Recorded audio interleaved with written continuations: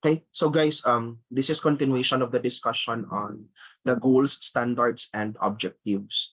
Now, we know that the Bloom's taxonomy has been revised by Anderson and Pulley.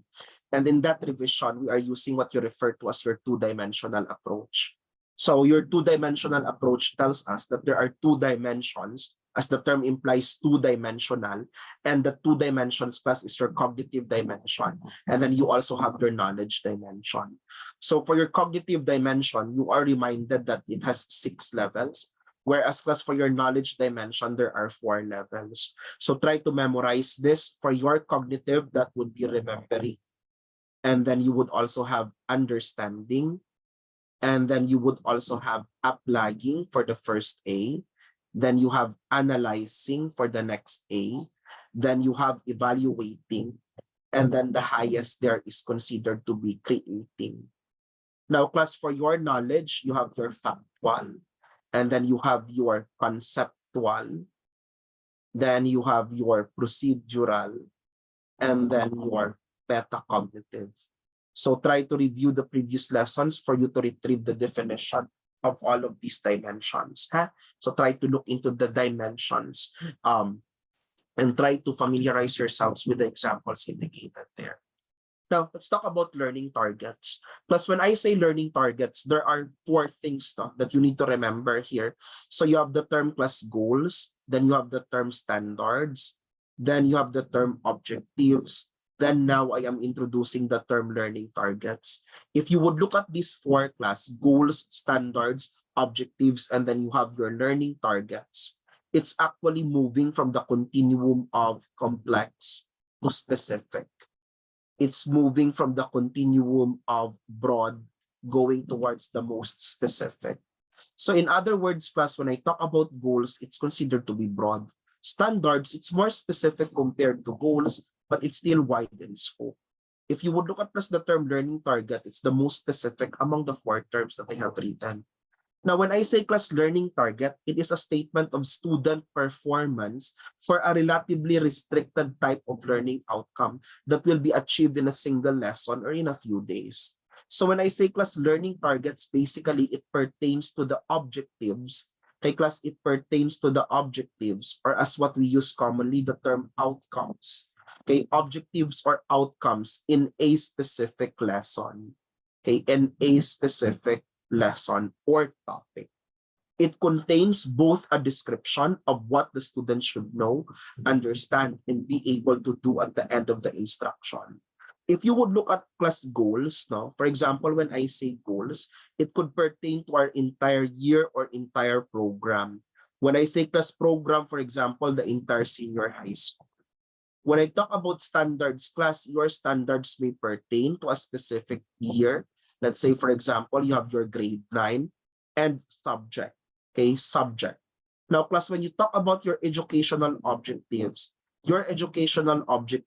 may refer to the subject going towards the lessons. Okay, going towards the unit or the chapter of the lesson.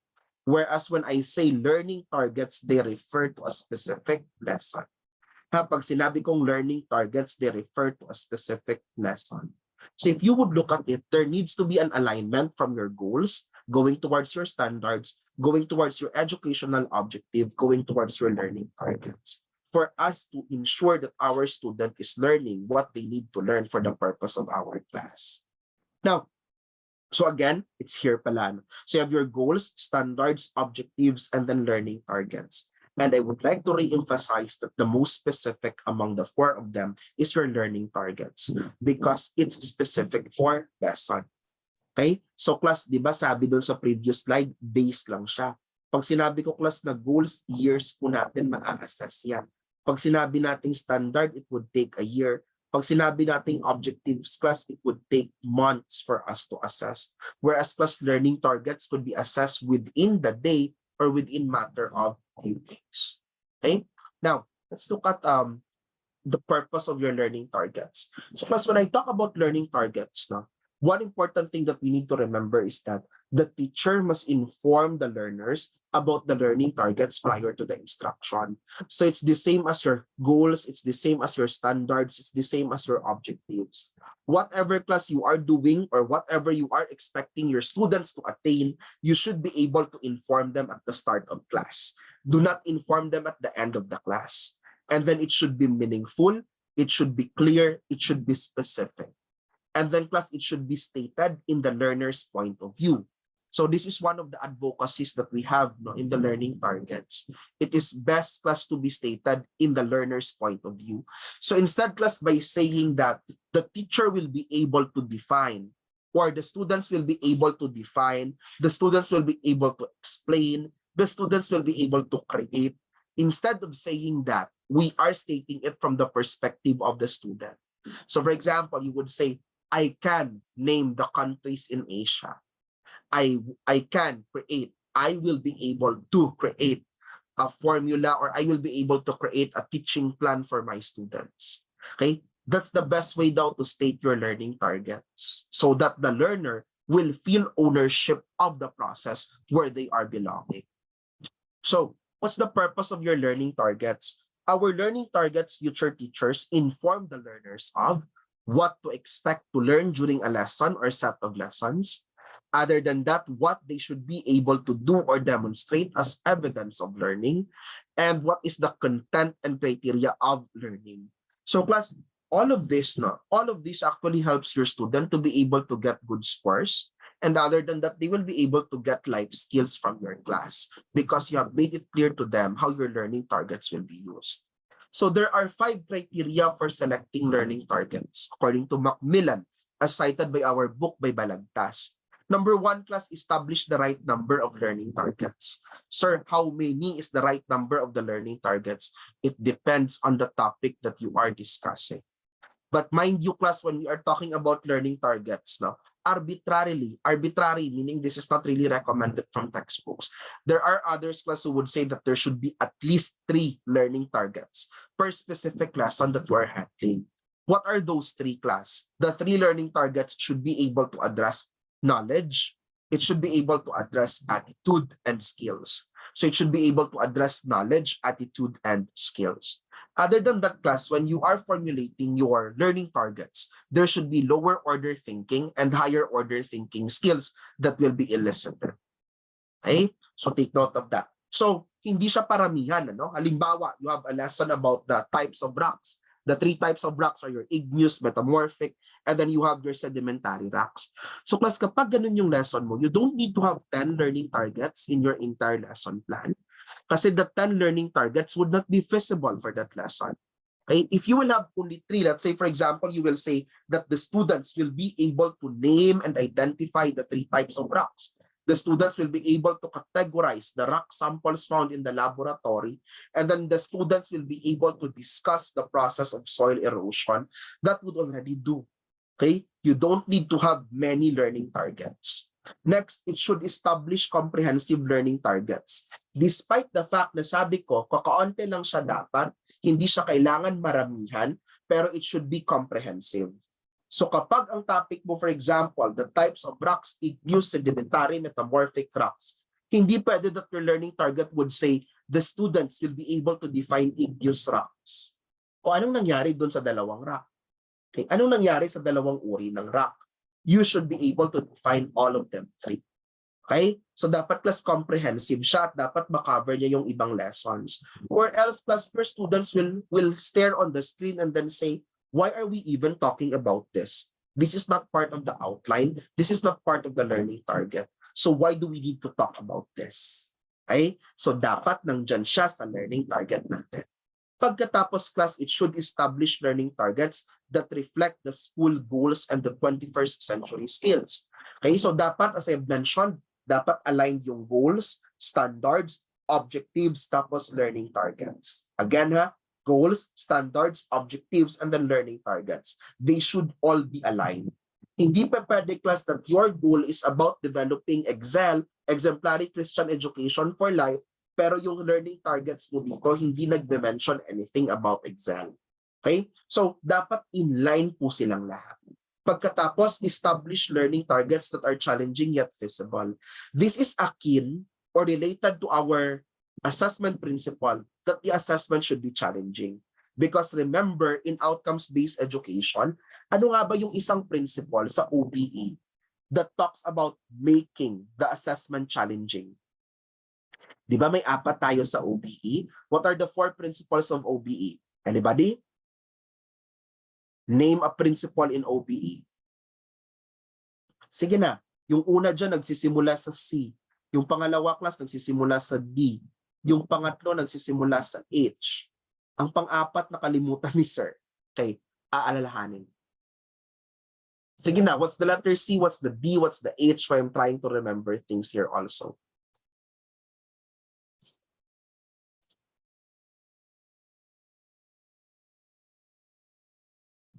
Okay? Yes, class. The another one is E. Ano po yun? Ano po yung 4 na prinsipyo in the OBE? Ala, need yung mag-review. Anong 4 na principles behind OBE? Yes, anybody? C is C. Clarity of focus. Very good. D.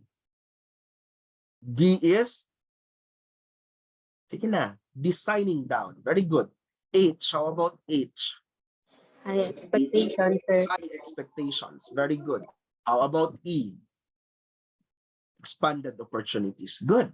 Now, if you would look at establishing learning targets that are challenging yet feasible, where would that fall? Clarity of focus, design down, high expectations, expanded opportunities.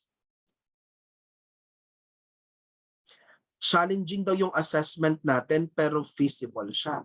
Saan siya magfo-fall na principle ng OBE?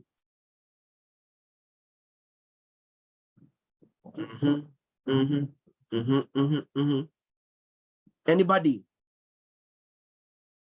Sige na. High expectations. Okay, very good. That would fall under high expectations. Okay, so remember class, we do not think lowly of our students or pupils. We do not think that our students or pupils are bobo. We do not think that they are not learning.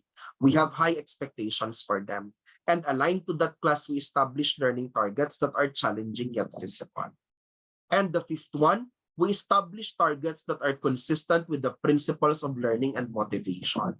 Okay, that's why you are learning the principles of learning. You're also learning the principles of motivation because this will all guide us in how to do your learning targets. Now, what are the 4 primary types of learning targets? This is something also that you need to remember. Class 1 is knowledge. When you talk about the knowledge type of learning target, is considered to be factual, conceptual, procedural information that learners must learn in an area or content area. When you talk about reasoning class, your reasoning is knowledge-based application, okay, in problem solving, decision making, and other tasks for mental skills. Now, class, pag na-notice nyo, pag knowledge, simple recall siya. Pag reasoning class, ang reasoning, based siya class sa knowledge, pero ina-apply mo na yung knowledge. Okay? Now, if you would look at the next part, the next type class is what you refer to as skills, no? So again, the first type is knowledge. Tapos yung pangalawa, reasoning. So class, ang reasoning class, gagamitin mo naman sa skills. Kaya sabi niya dito, it's the use of knowledge and reasoning to perform or demonstrate physical skills. And class, the last type of knowledge or last type of learning target, is what you refer to as product. So product naman natin, class, you develop the knowledge, you apply class your reasoning, then you apply your skills to develop the product. That's why class, the 4 primary types of learning targets could be summarized as KRSP. If you would memorize it at the same order class, you would realize that one is actually needed for the other to go on. Okay, so one class is actually needed for the other to go on. Now, if you can notice, there is a 5th on the list that even Balagtas himself discussed class, no? So class, it's affect. Affect class is also considered as disposition in other references. Your affect and your disposition would include the following: attitude, belief, interest, and values. So class, your attitude, your belief, your interest, and values would be the 5th type of the learning target. Okay? Now, but if you talk about the 4 primary types, 4 lang, yun yung sabi ko na knowledge, reasoning, skills, and then products. Pag may tatanungin kung ano yung pang-5 class, that would be the affect. Okay, that would be your affect component. Okay, try to remember that. Sige. Now, class, there are different types of learning targets, and these learning targets could be aligned differently on the paper and pencil type of assessment. So, class, no, halimbawa, tingnan nyo to. Pag sinabi ko ang learning target ko, class, is product, kung makikita po ninyo, parang hindi magandang choice si multiple choice, true or false, matching type, short answer, problem solving, and essay. Hindi siya maganda, di ba? Silang anim, hindi siya maganda to promote for the product. But class, if you would want to have product, no, your products class is best done with the project-based, with the portfolio. Yeah, those are the two best options class if you would want to develop the product. Okay, so I would urge you to kindly familiarize this table so that you will be able to realize how is different types of assessment applied. Okay, when it comes to these different types of learning targets. So this means that if I want to develop your knowledge, the best items class that I can use are multiple choice. Then I also have true or false, matching type, short answer, problem solving, and essay. So if you would look at it class, our paper and pencil type of assessment are best actually for knowledge and reasoning. Okay? Okay, class, if you would notice, no, your paper and pencil type of assessment are best class for knowledge and reasoning. But if you would look at your authentic assessments, so class, if you would look at the authentic assessments, these are not paper and pencil anymore. These are considered to be other types of assessment. Okay, so tawag natin dyan class is other types of assessment or what you refer to as your authentic assessment. So pag titingnan natin siya class, so your project-based, your portfolio, your recitation, observation can actually class be used for any of this. Pwede siya class from knowledge, reasoning, skills, and product. Pero be mindful class that these types of assessment are the best choice for your skills and product. Sila po yung best choice para sa skills at saka sa product natin. Okay? Now, I would go back here to the example. Please also remember class that you have two main types for your paper and pencil type of assessment. You have your selected response and you also have your constructed response. Guys, for the selected response, if you can notice, as the term implies, mamimili ka. You would select. Okay? Multiple choice, you're selecting. True or false, you're also selecting. Matching type, namimili ka rin.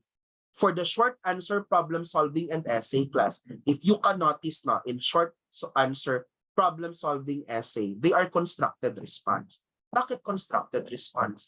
Because it is the student, it is the learner who will construct her answers. Okay? So I hope that you will review those. You have any questions so far? Okay. So class, in the remaining hours, you're expected to review the lessons that we have so that you will be able to understand them well, no, and understand them deeper. Try to familiarize further the Bloom's taxonomy and then the revised taxonomy so that you will be able to understand how do we structure learning target.